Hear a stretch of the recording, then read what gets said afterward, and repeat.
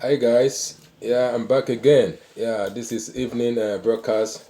There's another update we want to give you. So welcome to our platform, Timo Starboy Reality Talk TV. I greet you all at your time zone. Good morning, good afternoon, good evening, and for those people who have already sleeping, good night. My people, as we day, the trouble never go on. It never go off. Oh. There was a fire on the mountain. Fire on the mountain, and the smoke is starting coming out. You know, as usual. This problem. It just did like pass me of a generator. Pass me neighbor generator. That thing dey comot smoke and e dey disturb. It's disturbing others. It's disturbing all the neighboring country. So the thing never finish. So as e dey go, na so we dey catch am. So let me give you the another tearing pali, because this thing I don't know when it's gonna go off. People are just trying their document, that is their international passport. So and they are versing, they are grieving. In fact, they say that Nigeria, it needs to be, it need to be tear apart. It need to be tear apart as soon as possible. They are angry. They are showing their grief all the time. So let me just show you. Let me quickly show you the guy who did his own today. I know maybe I think 2 days ago, but I just got the video. So let me show you to see the proof. Yeah. Human life. You see the man. No regard to humanity. Nigeria has failed. You see, that is the pali. Let me bring it back a little bit. As you can see. Mm. So I deny He denied. in Nigeria. I hope you can see. You see? I can be in a country that has no constitution, that has no regard to human life. Is it worth No it? regard to humanity. Nigeria has failed. Just give me your comment below. Nigeria has failed. I cannot What you think about it? in a country We need your comment. that has no law of humanity. There's no law of Nigeria has humanity. made its own people. See, The law also has failed. The law also has failed. the law have failed them. The rules have failed them. Nigeria constitution had failed them. That is what we are talking about. Nigeria constitution is our enemy. There is no progressive in that constitution because it's a fraud. It's a fraudulent. So we cannot proceed. We cannot proceed without tearing that document apart. Another video that will shock you is this one. People are just, they come out in multitude, just spread around the street. They bring their grief to the street. They want to show that they're angry. This one is not, it's just pertaining to the trouble on that election that went down. So let me just show you and we all see. So this is it. At the Inec office, as you can see, let me give you the tone up. I'm sorry. You need to hear them very well. You see, in front of the Inec. You see how they are in multitude on the street in front of the Inec office. See them. As you can see them. The country is in turmoil, it's in chaos.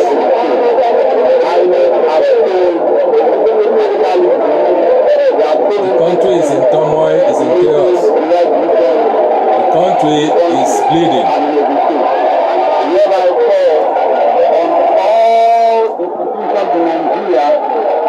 The country is bleeding. See one more time.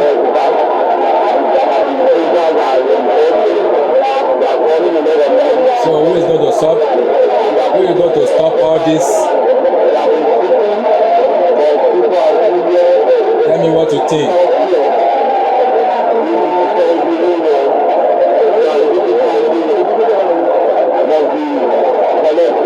Tell us what you think. Inec has failed people. APC has failed people with their dubious election.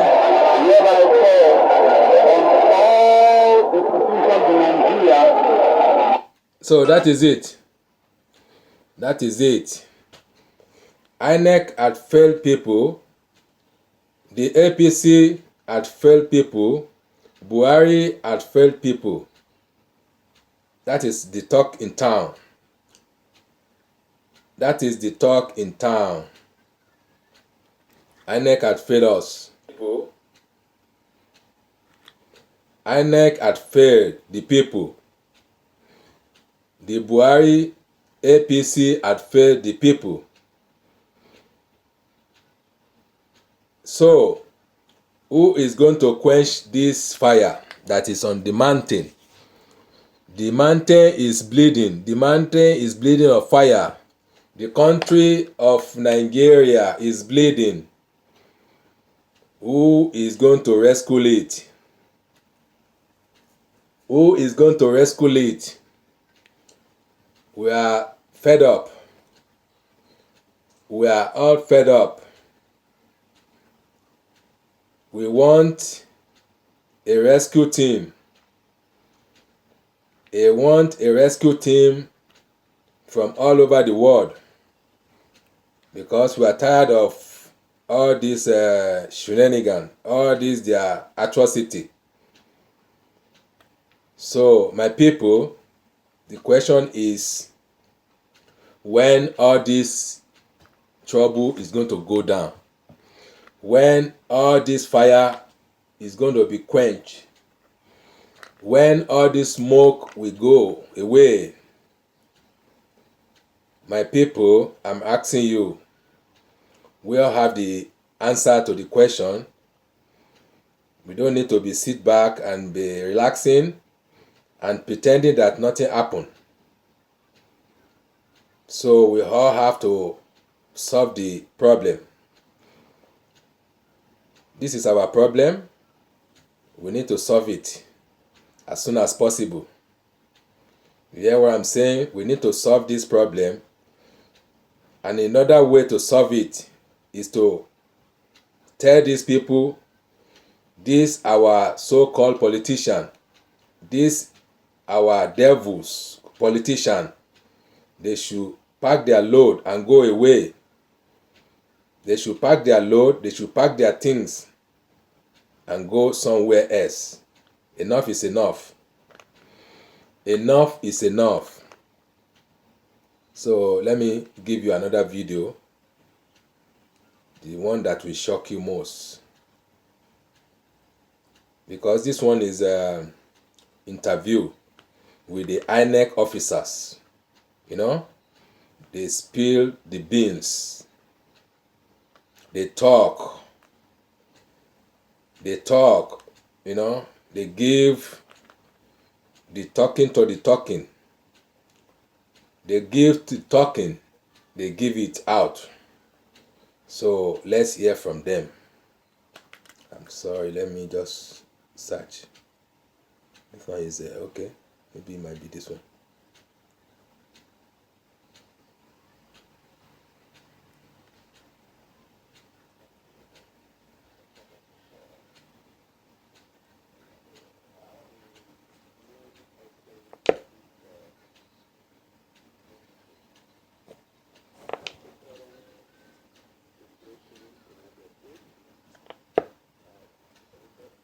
To the last governorship election. You will recall that the election for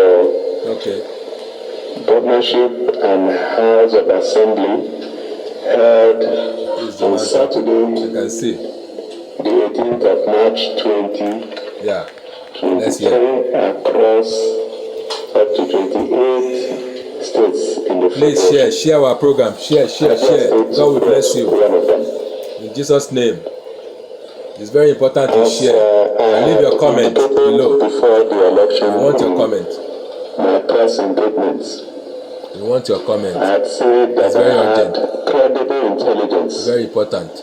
that the state government under the PDP was planning to unleash mayhem and violence in Abia State. And I had warned the government under the leadership of Okeze Bazu to at least consider the life Thank you.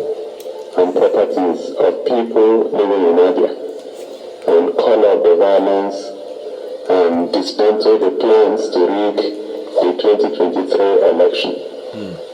All those fell on deaf ears. And true to expectation, on Saturday, 2 major local governments were used to attempt to rig the election.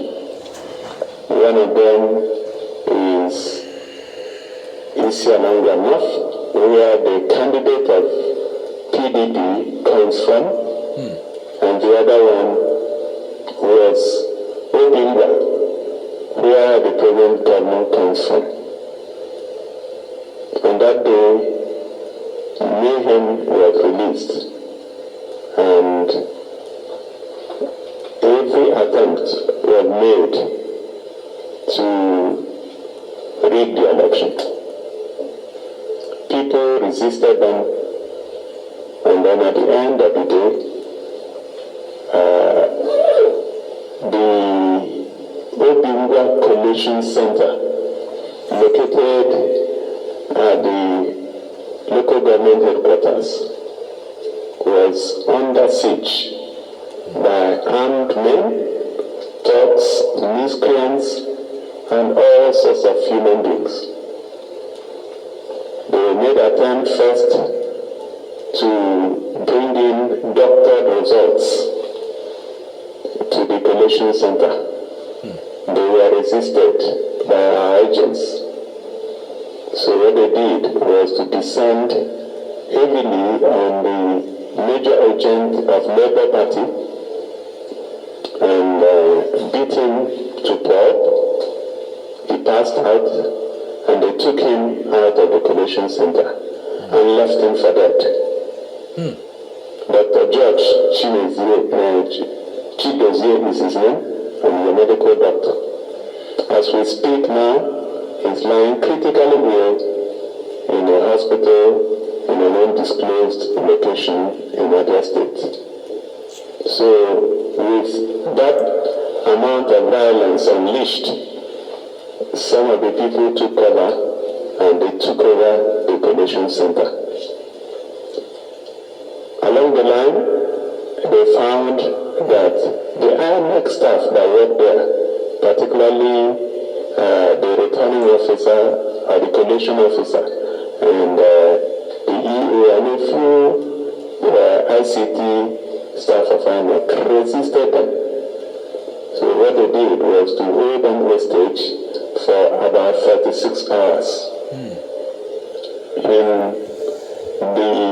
While this was going on, the governor himself visited that collation center and left, meaning that it had its approval. At some point, the figures they were doctoring were changing because they weren't sure the number of votes with which we were leading. When they thought they had got the last figure, they wrote 86,000 for Obinga and tried to push it in. The collation officer resisted them and he said he was not going to live there until he signed. After staying there for a long time, he had to sign the document for his own safety. And then Inec security people moved them back to but before then, like it's said, there is no perfect crime. They had released the House of Assembly results for the two constituencies for Odinga and declared PDP candidates as winners. The total votes with which they were declared winners was just above 27,000. And the total accreditation was under 28,000. So if you make allowance for void votes and all that, you find that the accreditation was just about 28,000. Or less than 28,000. So a few questions that other people are asking. If it is the same election, the accreditation held at the same time, then 2 ballot papers were given to those whose accreditation were successful. How would you justify 86,000 votes for the governorship and less than 28,000 votes for the two House of Assembly candidates that have been declared? When the confusion came to a head, the national headquarters of Inec intervened and asked that collation should not be done. That Inec commissioners were going to visit Onara today to verify the numbers from Odinga, review the numbers. Subsequently, yesterday, another release from Inec now had Inec staff and all the people involved in the election invited to Abuja for today. So I believe that as we speak, the verification and review. That is that. So that was what went down on the collation center. You know, the man briefed us just. This is part of the INEC officer. What was go down in the collation center is what is revealing. So, and another video is, let me give you this one.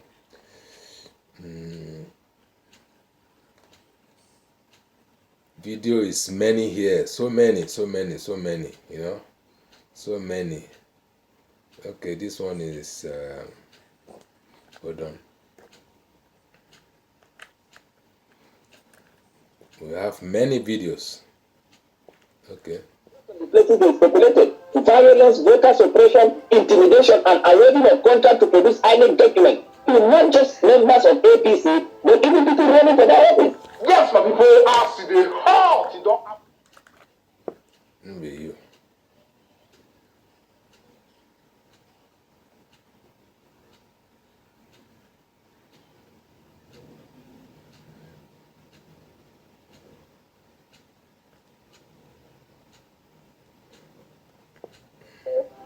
To the effect that anybody who is challenging the outcome of the election must come under either of these two grounds. Number one is that the election of the person who was declared winner is invalid by reason of non-compliance with the provisions of the Electoral Act. Number two is that the person who was declared winner his election is invalid by reason of corrupt practices.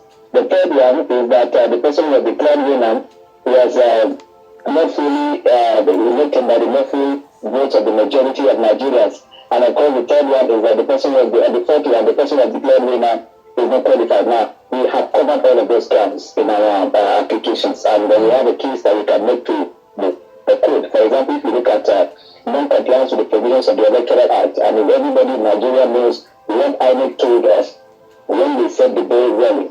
They said this is the rule. The electronic upload has come to stay. It is part of the amendment of the Electoral Act. The result will be uploaded. And all of those grammars, when they give that in their engagement with stakeholders, they were asked whether there is a conflict between the electronically uploaded result and the manually transmitted, which one takes precedence. They said definitely it will be the electronic electronically uploaded. That is also supported by the budget of the federal government to deal with ICT. So there is a clear intent on the part of Inec to apply the provisions of the guidelines which draws the support from the Electoral Act that the electronic upload and transmission of the result will be sacrosanct. Did they follow that provision? We hold the view that that election is invalid because there is a non-compliance, and there are so many other non-compliance around that.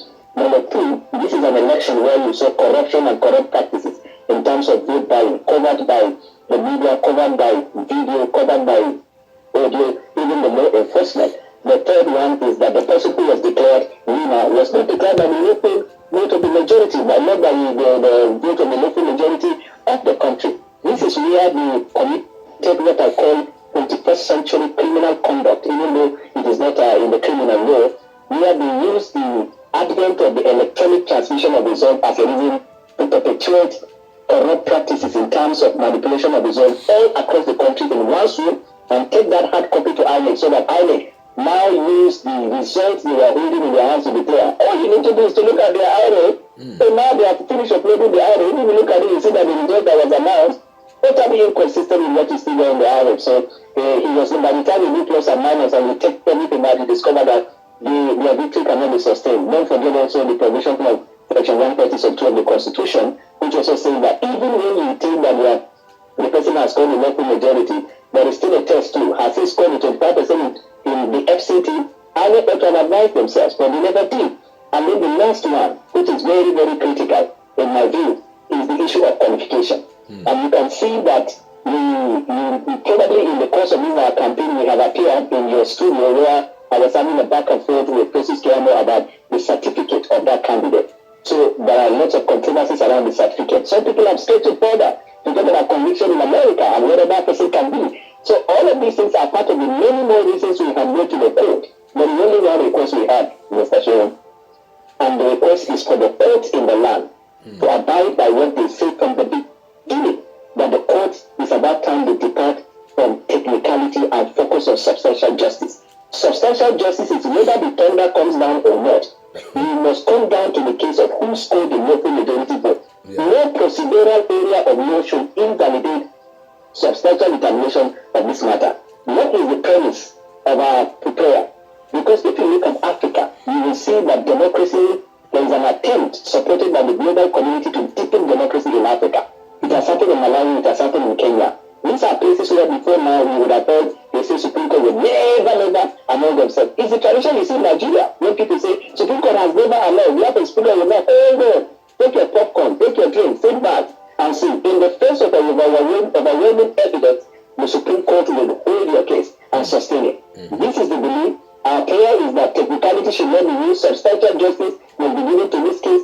And number three, the institution of states must not use their overbearing power and compromise the judges or compromise the processes. American embassy have backed us on that. And in fact, the world community have also said that the local laws in Nigeria must be attached to the administration of the matter.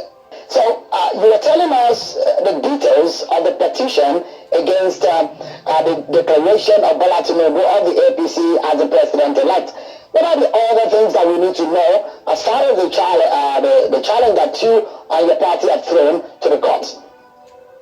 Well, you know that because the matter now is mispending, it has not gone into the court, I will be careful not to discuss the strength and weakness. I will just be telling you what we have gone to the court and probably tell you facts that are in the public space. For example, the vice presidential candidate who is now the vice president-elect, you know that it is a public record that when he accepted the nomination as the vice president, he has not turned over his nomination as a senator. It was the next day after he has accepted that he turned over. And you know, of course, what the electoral act says, that whether in the case of double nomination, that candidate stands disqualified. So if you look at that, and then you just oppose what the Supreme Court said in this case and David Leon, they say whatever affects the vice president affects the presidential candidate, whatever affects the deputy governor affects the governor because they came on a joint ticket.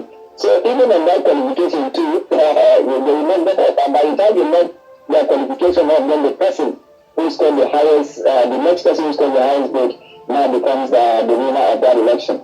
We know that our case is strong. That's what we we had the course of action. That's why we came to the court. Our prayer, like I said earlier, is for the court to do justice according to law. There is this thing called justice according to law. And let me tell you what I mean by that.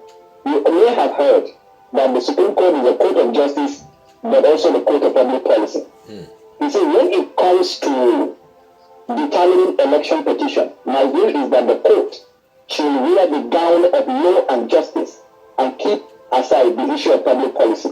Because the part of public policy that involves the jurisdiction of the court oftentimes is a departure from the law. That is where you find the masses saying you don't have confidence in the judiciary, because you will look at it from the face value that this is what the law says and it is pretty straightforward.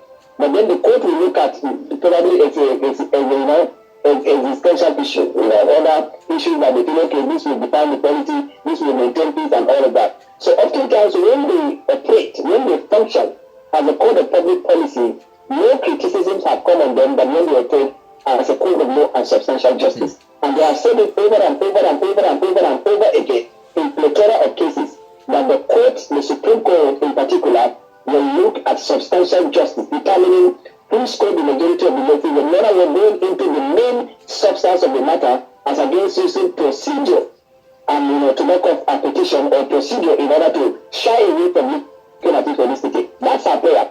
And like I said also secondly, is that there should be no interference. Now, when we have also argued in foreign international community, especially the U.S. Embassy, when they reiterated that they are going to place sanction on interference with the election, and they mentioned this, and we said, no, you have to go beyond that to revoke green cards to anybody who interferes, revoke their U.S. citizenship, anybody who interferes, go beyond that to asset freezing. Wherever their asset is anywhere in the world, we reach out under the doctrine of extraterritoriality and freeze those assets. You can even invoke international criminal law on those individuals, because oftentimes when there is a compromise of the process, it results in the loss of lives. Look at the lesson, Mr. Sharon, and I think the Nigerian will learn. In Kenya, Kenyatta Uhuru, when the matter came up, there was nothing Kenyatta did not do in order to oppress and suppress the judicial system. As a matter of fact, report has it that about 1,600 people were killed by law enforcement because of the expression of dissent and all of that. But the Supreme Court of Kenya, even when they were told, when you invalidate the election, there will be no crisis if you validate the election, what about the cost of conducting another election? The Supreme Court holds the view when it comes to determining justice, even if the entire country uses the entire asset of that country to determine the rights of people, is very important. And even if it takes for the country to turn upside down, the Supreme Court has also said that this is where we stand like a rock of Gibraltar and the heavens will not fall. This is what we need from the Court of Appeal and the Supreme Court in the case of this election. I see that there's been a lot of overtures that your party and some leaders in your party are making to international interest over this election, especially as it has now gone into the corridor of the judiciary. Do you believe in our legal system to give justice in this matter? So this is how the world is framed. You have the local government, you have the state government, you have the national government, you have the sub-region, and then you have the global community. They all exist intertwined. That's why anytime there is a violation of human rights in a country, then the crowd is not limited to that country. You have to invoke the powers of the international community. That's why you have the United Nations. You have so many other treaties. All of these things exist so we can bring a firm country that obeys not just international treaties and laws, but even the local laws. You can look at it. Welcome to the platform. Please share. Thank you. God will bless you. Sub-region had one problem or the other. The president of Nigeria will play his part in ensuring that in that country the rules of engagement are followed. There is no overture. When you have give us okay? Like. The president of the ruling government said the decision of the election is sacrosanct. You see the court of law? I love you, my sister. Why don't you need international intervention on that? Because you are preempting the judiciary by saying that. You are preempting the court. He is not supposed to say the election and the victory of Tinubu has come to stand because you are not the court of law. In the same way that with the greatest respect to Mr. Gatti, when he is talking about there is no need for going to the court, there should be resolving and all that. These are extra constitutional matters. The nation cannot succeed until we abide by local laws and international law. Now, why you mentioned overture? Let me tell you why. Were it not for the intervention of the global community in both Malawi and Kenya, the Supreme Court of those countries will not have summoned the courage to deliver justice according to law. Because the presidents of those countries intimidated the judges, intimidated the people. That is the practical situation we are in the country now. This was the election that was rigged like a daylight robbery. The president of the country did not deem it fit to speak to the Inec chairman that what about section 65 you people talk about? The proviso said you have days within which you can review complaint. The man said, I will do it. He never did. But now in Adamawa, he said we are reviewing it. Slack and outright hypocrisy on the part of the electoral body. So you have to have collaboration. And so why do we welcome the foreign observers? Why are Nigerians going to other countries of the world? The President Buhari on many occasions has sent over some. Can you explain that? This may be a bit of a digress, but can you explain the uniqueness of Adamawa case? Is there anything that is out of the line being done in that process? Yes, the election was conducted, and Governor Tinubu won the election. Then suddenly, they now say there is one election, one result that is to come in from the local government called we have the candidate of that party who also was contracted by INEC to print sensitive INEC documents. Now, they say that there is one election result that is supposed to come from there. And it took the courage of one of the agents to stand before them and say, look, we will not allow this election to be manipulated. They stood their ground. That's why you see both Adamawa and Kano. The election results were announced at the end of the day. If this same thing was applied all over Nigeria, the result would have been different. Everything did not win more than 5 states in Nigeria. I'm just being honest. Look at our last presidential election. In all the Northwest attempt, the result sheet that was given to us by INEC, the duplicate copy, in the entire Northwest, we sweep it. With very large vote difference. But you know what they did? They now went and upped their vote, and they were putting it small in the defeat here by 3,000, defeat here by 4,000. I have never seen manipulation or rate anywhere in the world of a magnitude that we saw in this election. And the reason is because they faked the idea of beavers. There was nobody has talked so much about beavers than the INEC chairman and Festus. Welcome guys. Welcome. Was in fact seated there the day of the national coalition. Why was he mute in terms of interpreting section 65? Why didn't he advise INEC chairman that this man has no scope to start again in FCT? Even if he thinks that it is right, why don't they advise the country and say, we hold the view and this is our interpretation? Because Mr. Boala, Adamawa's election has not been concluded and result has not been announced and no winner has been declared just yet. Isn't that a bit different? That was why I was trying to get clarification, because a lot of people watching might get a bit confused from how you are able to put those two scenarios together, looking like they don't really align. No, the point is clear. And it is not just the case in Adamawa. You look at all the states of the federation. Okay, why did it take this long before, for example, Abia, for a result to be announced now? When was the election conducted? Was it not the same scenario that played out when the INEC chairman announced the day before he announced the victory? He said we are going to take 3 states today because it was remaining 6 states. He said we'll take 3 states today and take 3 the next day. But sensing that maybe there is an order or code that is likely to come, he decided to stay back till 3 a.m. calling the results. You know, all these places that you see where eventually results will be announced, why was the delay? How are new voting taking place? That's what the Lagos result that was announced by INEC. Labour Party were misled into believing that the result announced by INEC were the actual result they got, until we told them they actually got more than the result announced by INEC. And it is based on the result that we have. Okay, so from your agent, you share the result, the details of the result that you have with the Labour Party. That's what you meant. When it was Lagos was announced and we saw their names and their numbers, we said that they got more than the numbers announced about today in Lagos. Then the truth will come on. These people did not win election in most of the places they speculated. Violence, voter suppression, intimidation, and awarding of contract to produce INEC documents to not just members of APC, but even people running for the office. And the President of the Federal Republic ought to have more. The law enforcement ought to tell him. The chairman ought to know it. So yeah, we see how these all pans out, and we will be watching. Nigerians who voted will also be watching, and hopefully... Hey, So my viewers, yeah, it's getting heat now, it's getting heat up, and this is what we are expecting. So I mean, this is so crucial, because if this thing is not happening, we don't know which one is fake, which one is original. And that things is going on now, we all know who is fake, who is original, because everything is coming up. The smoke is coming out, little by little. By the end of this shenanigan, we know the fact.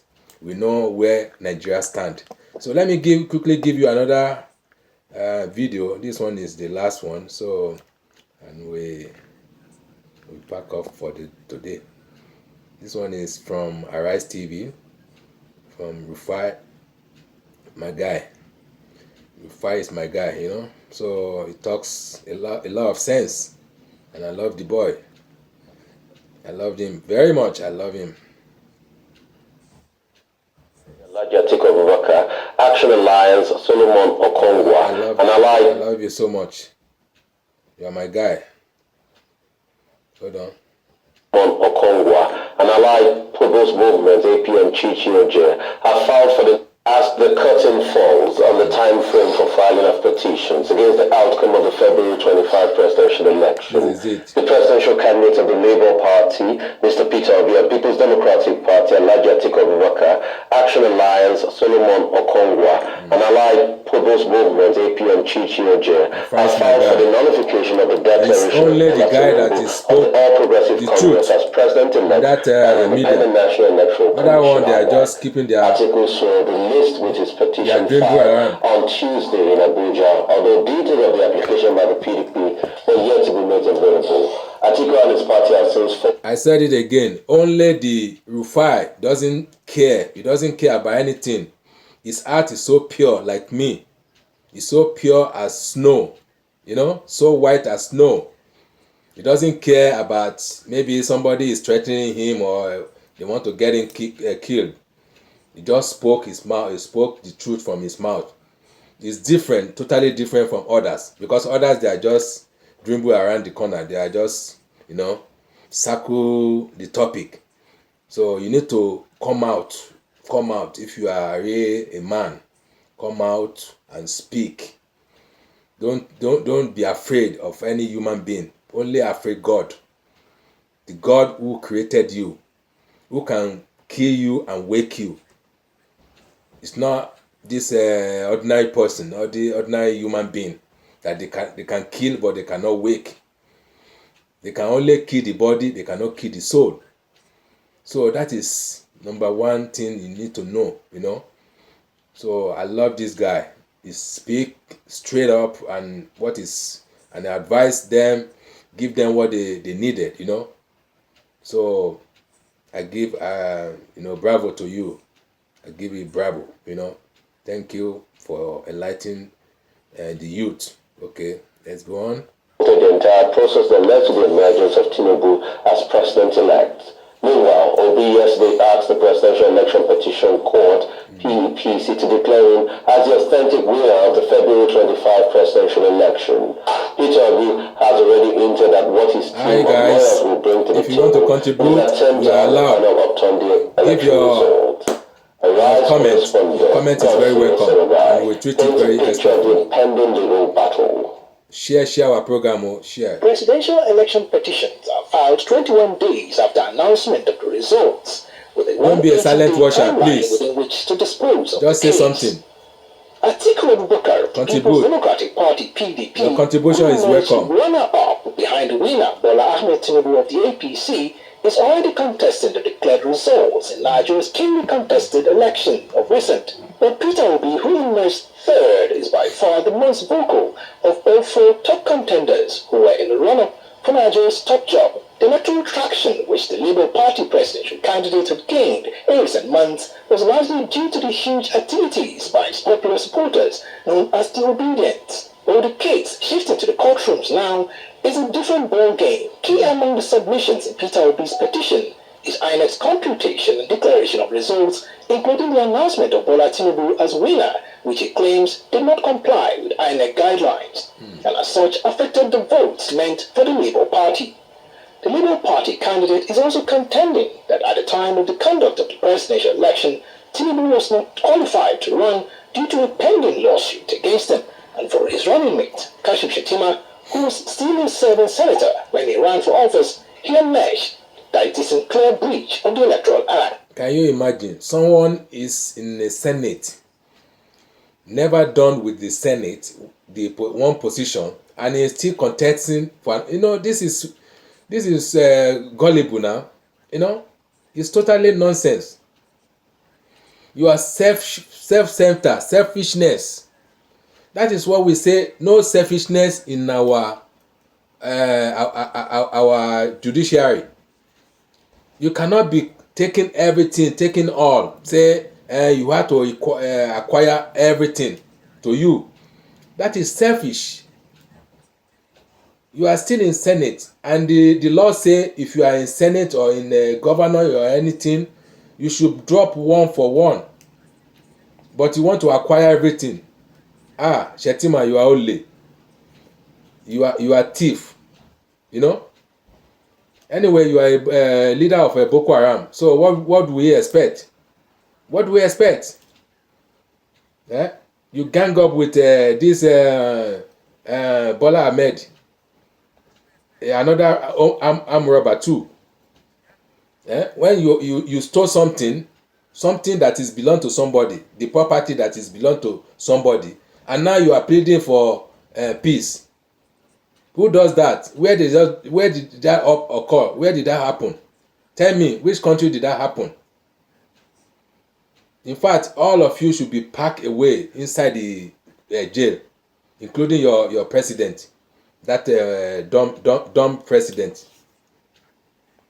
And in consequence, Peter Obi, among other prayers, is asking the tribunal to issue him a certificate of return as the duly elected Nigerian president, or in the case where it cannot do so, he is urging the panel to cancel the entire election and hold fresh polls, of which the APC presidential candidate Bola Ahmed Tinubu will not be on the ballot. Godfrey Eshomoge, Arise News. Well, let's talk about as regards this. Yes, a lot to talk about. Go to court. They have gone to court. They have gone to court. As you mentioned, the details of Mr. Peter of the Labour Party. Go to court. So the action of the court now is choking you people. It's choking you. Now, he's jointly petitioning alongside the Labour Party, the respondents. First respondent is Inec. Second respondent is the President-elect Asiwaju Bola Ahmed Tinubu. Third respondent in this case is the Vice President-elect Senator Kashim Shettima, and the fourth respondent is the APC, the party itself. Godfrey already shared with us the prayers he's seeking before the courts, and we have been talking about his legal team, made up of about 13 SANs and led by Mr. Livu Zonku, whom I'm sure he'll be drawing vast experience, the senior advocate of Nigeria, and also having been lead counsel previously in an election tribunal representing former President Atiku Abubakar, who is also petitioning the courts. Now, in terms of the prayers of Mr. Peter Obi and the Labour Party before the courts, before the election tribunal, what they're praying the courts for, number one is on eligibility. This has come up again in terms of how eligible not just the president-elect was to run for that election, but also the vice president, Senator Kashim Shettima. For president-elect, he's brought up or regurgitated his case, his narcotics allegation case, which he would have to prove. We've talked about it a number of times, that the burden of proof at the election tribunal would be on the parties, on the petitioners, against, or in this case, Inec and the other respondents. So the first thing is, so that's going to come up, and a number of observers, lawyers, and civil lawyers have had a lot to say about this in terms of how this will play out in court, who will be summoned to represent, to come to give testimony, and other matters arising. Now, the case of the Vice President-elect, as was shared in that petition, is the fact that it was said that he had running, a nominated candidate for senator whilst he was nominated as Vice President, therefore making it null and void according to the provisions of the Constitution. The other aspect of his prayers also speak to the fact that, as Godfrey mentioned, irregularities was marred by irregularities and Inec breaking its own rules. So that's another prayer. Also, in terms of the number of votes, the actual number of votes accrued to him on the platform of the Labour Party, saying that there should be a recount and he should be declared winner, as from his investigation, he has proof to show or to demonstrate that he actually got more votes than the president-elect. Therefore, he ought to be considered winner. He's also praying the court for there to be an outright, if in the case that doesn't happen, an alternative outright cancellation of the elections, or that happened on the 25th of February, and a fresh election should be conducted by Inec. This election, he's praying, would exclude Asiwaju Bola Ahmed Tinubu and Senator Kashim Shettima of the APC. These are critical aspects of the petition that he's filed. Now, I've seen somewhere people have said jokingly that Nigerian elections, in this cycle at least, has become government democracy, has become government for the people by the judiciary, government of the people by the judiciary for the people. Because what we see now is that in election cases, the courts decide finally who would emerge candidate. It's the courts then listens to the merits of the case to determine who will become, who will emerge as the ultimate winner.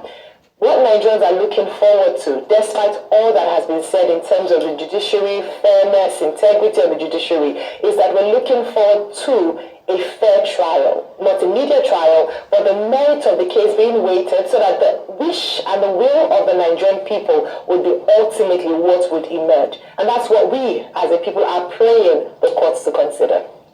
Well, okay, as you speak now, as part of the fallout of the governorship and state houses of assembly elections conducted on March 18, there have been protests reported from Nasarawa State, from Kano State, and also from Enugu, from Abia, and other parts of the country.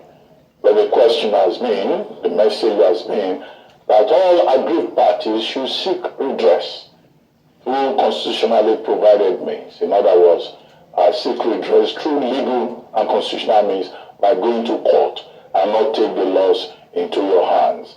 We hope that the example that has now been set by the presidential candidates who have gone to the Court of Appeal, acting as the Presidential Election Tribunal, will be an example that will be followed by other aggrieved parties in the entire process. We too will be followed. Our media will be included. We follow it from the top to the end. From the first step to the end. We will carry it along. That the group Obedience, everybody included in this judgment. On this same program, if they fuck up, distinction between the Labour Party and the Obedient movement, which he says is larger and bigger, more extensive than the Labour Party. But as Labour Party presidential candidate in that election, he has now gone to court. But he's not alone. Yesterday, at about almost close to 11 o'clock, the People's Democratic Party also went to file its petition before the court. Other parties that have filed petitions include the Action Alliance, AA, and also the Allied People's Movement. So as we speak, the tribunal, the Presidential Election Petition Tribunal, has 4 petitions before it. 4 major political parties beating the deadline and making sure that their petitions have been filed. What is next? What is next now is that the tribunal will begin to hear the matters. The key difference is that in the Peter Obi Labour Party case, as plaintiffs, there are 4 respondents: Tinubu, Kashim Shettima, APC, and Inec in that order. In the PDP case, there are only 2 plaintiffs, the PDP and Atiku Abubakar, and 3 respondents. Kashim Shettima, the vice presidential candidate and vice president-elect of the APC, was not included among the respondents. So the essential difference in those 2 major petitions is that in the case of the petition by the Labour Party and its candidate, Mr. Peter Obi, are asking that in fact both Asiwaju Bola Ahmed Tinubu and his running mate Kashim Shettima were not even qualified in the first place. Number 2, they are asking that they should have been, the Labour Party won the election, and that Bola Ahmed Tinubu did not win that election. They are also saying that Inec did not follow his own rules, and that that election was conducted in violation of the enabling laws of the Electoral Act. Broken the rules. At the end of the day, law. Labour Party is coming up with 5 prayers. 2 main prayers and 3 alternative prayers, all to the effect that that election, 1, should be declared null and void and cancelled, and a rerun ordered in the event that the court cannot say, okay, Tinubu did not win, let's annul some of his votes and then declare Mr. Peter Obi the winner of the case. In the case of the PDP and the 2 other political parties, AA and APM, they are also asking that that election was not conducted according to the law. Well, without prejudice to what will come up at the tribunal, now that the matter is before the tribunal, it will be wrong. It will be contemptuous for anyone to try to argue the case outside the province of the tribunal. However, certain sections of the law are likely to be at issue. Section 47 of the Electoral Act specifically, Section 47 of the Electoral Act, Sub 2, Sub 3, will prescribe how presiding officers at polling units should manage results, how they should rely on technological device. But that section is very clear that whatever technological device that they adopt must be as prescribed by Inec. And that if there is any issue, Inec reserves the right to cancel the election at that particular polling unit and then order another election within 24 hours, which was the case during the presidential election. In 141 polling units in Bayelsa State, and which was also the case, more or less, although the circumstances are a bit more detailed, in Lagos State, in 10 polling units in the Lekki VGC area of Lagos. Also, of interest, with the Section 131 of the Nigerian Constitution, which deals with qualification for the presidential election. Also at issue with the Section 137, Sub D, Sub E of the 1999 Constitution, dealing with disqualification. Because the case of the Labour Party is aimed on 137D and E about Asiwaju Bola Ahmed Tinubu having had a case in the United States involving $460,000. Also at issue here will be sections 148 and 149 of the Electoral Act. This one is going, Section 148 is going hit. gives INEC the right to issue guidelines. So the question will be, did INEC follow its own guidelines?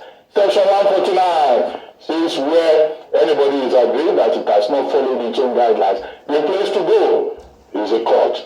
Where also may be of issue with the Section 60 of the same Electoral Act. So we should expect a lot of legal fireworks exactly. at the tribunal. This is fireworks. Some of the parties who are protesting are saying, well, maybe for the first time, this is really fireworks. So we'll see a presidential election being upturned by the tribunal. But, it's a long race. It's a long road ahead.